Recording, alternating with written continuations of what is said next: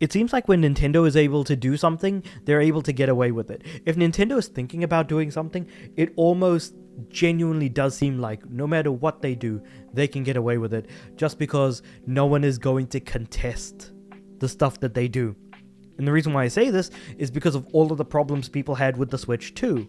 The pricing, the fact that there wasn't really that many good games, if any at all, and then and stuff like that. And now we get to the point where even though the Switch 2 is out, the Switch OG is getting a price increase in the US. So let's talk about it. I'm not going to talk too much about the tariffs and stuff because I really don't know what the heck's going on over there.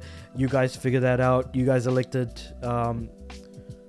that dude in office, like Trump's in office because you guys voted for him. So I'm just going to talk about the gaming side of things and leave that as it is. So Nintendo is increasing the price of the Switch in the US, and it's worth keeping in mind that the Canada price increases are taking effect now as of me recording this, I think. So that's just good to know. But basically, it's going to come into effect in a couple of days. So have a good look at that. So Nintendo is going to be increasing the price of the Switch in the US due to market conditions, quote unquote. In a statement on the official Nintendo website, the company stated that the pricing for the original Nintendo Switch family of systems and products will change in the US based on market conditions, effective 3rd August 2025. While it hasn't specified what this means, prices will decrease or increase, I don't know why this article even says that. It's always because the price is going to increase.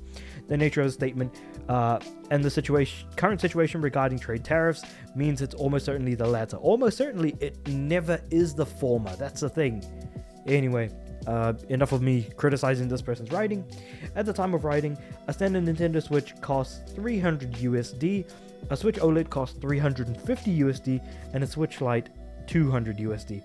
Although Nintendo hasn't confirmed the prices, it seems like on Target, the new prices have kind of taken effect. So a Switch will go from $300 to $340 USD with a $40 increase. A Switch OLED going from $350 to $400, a $50 increase, and a Switch Lite going from $200 to $230, an increase of $30. I'm not going to do the like $39.99, $29.99, all that like $39999, like you get the idea. I'm just going to go up 1 cent because that's most likely what you're going to end up paying anyways.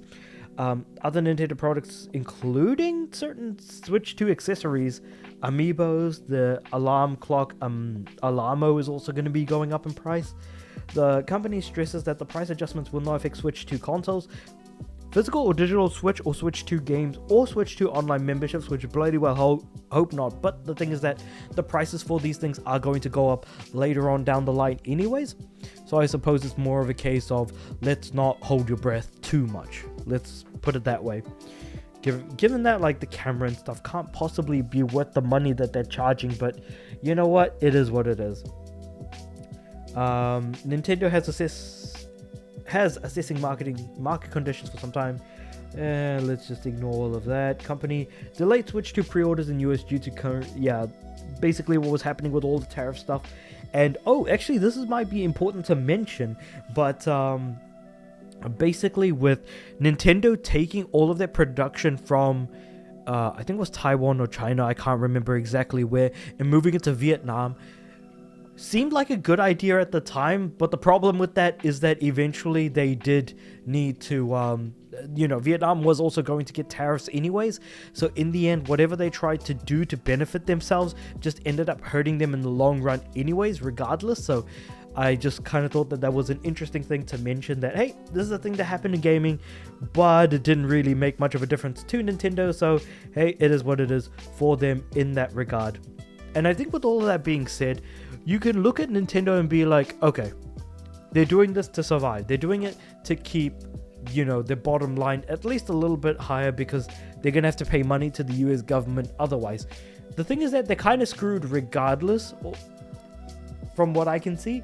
So I don't know what the point is in them increasing the price, because they're just basically passing on those extra costs to the consumer, and that universally is the only thing that ever really happens when it comes to things like tariffs, extra costs that Nintendo have to burden themselves with. They're just going to push it off to you, and you are going to suckle on that additional payment whether you want to or not. So again, the more I look at it, it's just a case of it is what it is. But with all of that being said, though, let me know what you guys think about all of this in the comments below. How much more do you think the Switch prices are actually going to go up in the future? Because no doubt we know that the Switch prices are going to go up even more than they already have.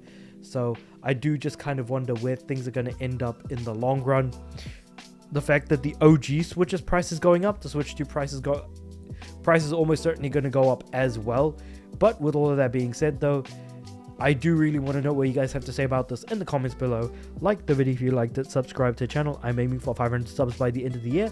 With all that being said, I do upload every day, so I'll see you guys tomorrow.